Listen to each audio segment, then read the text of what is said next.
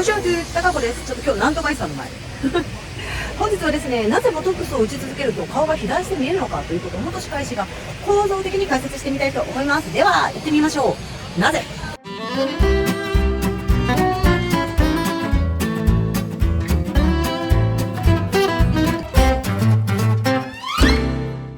注意点なのですが、そもそもこれは短期間で打たれた方とか数回打った方には当てはまりません。長期で打ち続けている方に見られる現象だと思います。そこをご了承ください。そもそもボトックスって何かっていうと商品名なんですが、ボツリヌス菌という菌が出す毒素を使って、それで筋肉をパラライズさせる、麻痺化させるんですね。つまり筋を動かなくする、活動を少なくするじゃない、動かないっていうことをします。そういうことによって、筋が萎縮して小さくなったり、容積が減ったり、動かないからシワができないよねということに使われる、若返りと呼ばれるものに使われているものです。筋肉ってそもそもね、筋肉単体で何かを成し遂げているわけじゃなくって、様々な筋肉が相互作用し合って、いろんな向きで動いたりし合って、骨にくっついて、で、そこに筋肉とともに、その神経とか血管とかも並走して、そもそも筋肉ってお肉でドーンってあるわけじゃなくて、筋膜っていうものに覆われながら、その筋肉の上に脂肪がついて、その上に表皮がついてっていうことをしながら、人の形を成してるんですね。で、今回例を挙げると分かりやすいので、ボトックスでよくやられるエラハリについてちょっと説明させてください。エラハリっていうのは、そもそもここにボトックスを打って、ここの筋肉を作用させないようにして、エラをなくしていくっていう考え方なんですけれども、何が起きてるかっていうと、まずここが何かっていうと、ここは抗筋っていう噛む筋って書いて抗筋、咀嚼筋。噛む筋の4種類あるうちの一つの一番大きい、一番強い筋がここを走ってるんですね。で、筋肉ってそもそも今さっき言ったように単体で存在してないっていうのと、骨についてるんです。で、起死停止っていうのがあって、どこから始まってどこで終わってどういう向きに走ってるのかっていうのが明確に決まってるんですね。で、抗筋の場合はここ、胸骨球から下顎角、ここにこう走ってる筋っていうのがまず大前提であるんです。下顎下顎の骨っていうのはですね、実は、チューブラリン、ブラーンって宙に浮いてるんですね。それがなぜ留まってるかっていうと、外側と内側から支えてくれる筋肉があって、これが後筋っていうのと、内側から内側翼突筋とか外側翼突筋っていうものがくっついて、吊り橋効果みたいに吊り橋みたいな形で体のここに落ちることなくいられるわけなんです。じゃあ、そもそも、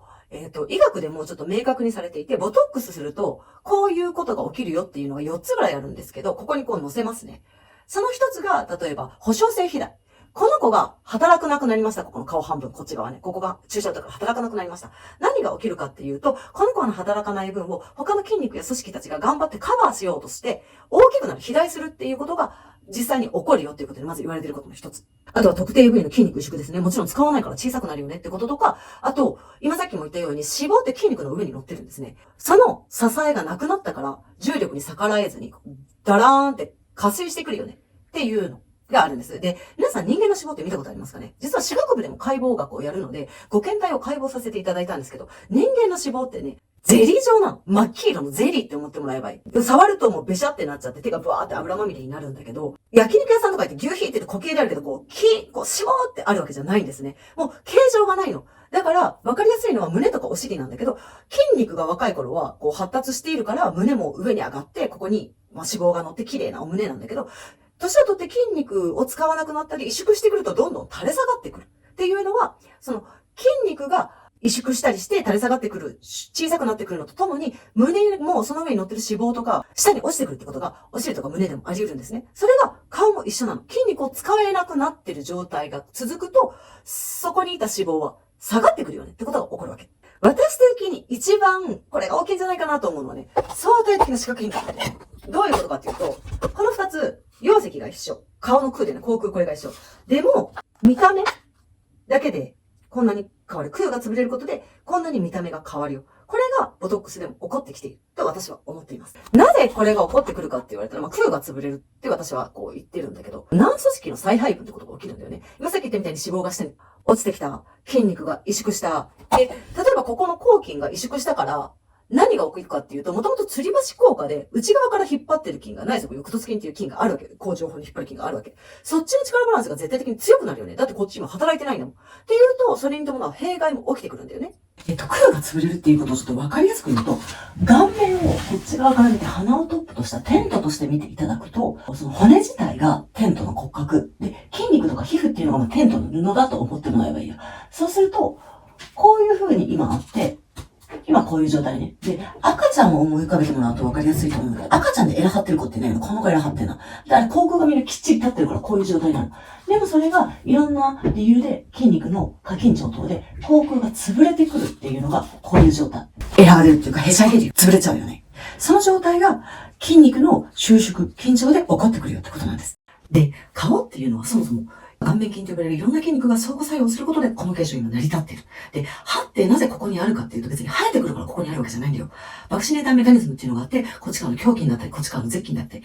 いろんな筋肉がいろんな方向から相互作用することで今ここに生えてる、ここの位置に形状してるのね。それぐらい筋肉っていうのは相互作用することで形状を作るの。っていうことは、顔もどこか1箇所や2箇所せき止めるだけでも、ものすごくそれに影響を及ぼすっていうのは想像に安いよね。で、今の話を踏まえた上で、こちらの彼女のお顔を見ていただくとわかるかと思うんですけれども、彼女は3年で空を立てることでセルフケアで自分のお顔をこのように変えられた方です。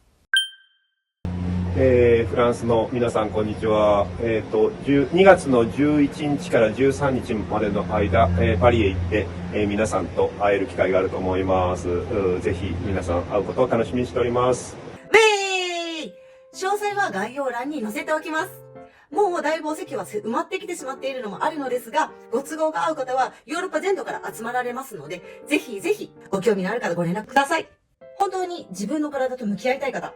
一生ものの技術を創始者である佐藤先生から学べる本当にレアな機会をパリで開催いたします。2月11、12、13、午前午後に分かれます。詳細をご覧いただいて、ぜひご応募お待ちしています。13年前私はこれを取得して一生もので今でも続けています。それでは皆さんにお会いできますこと楽しみにしております。では、オーバー！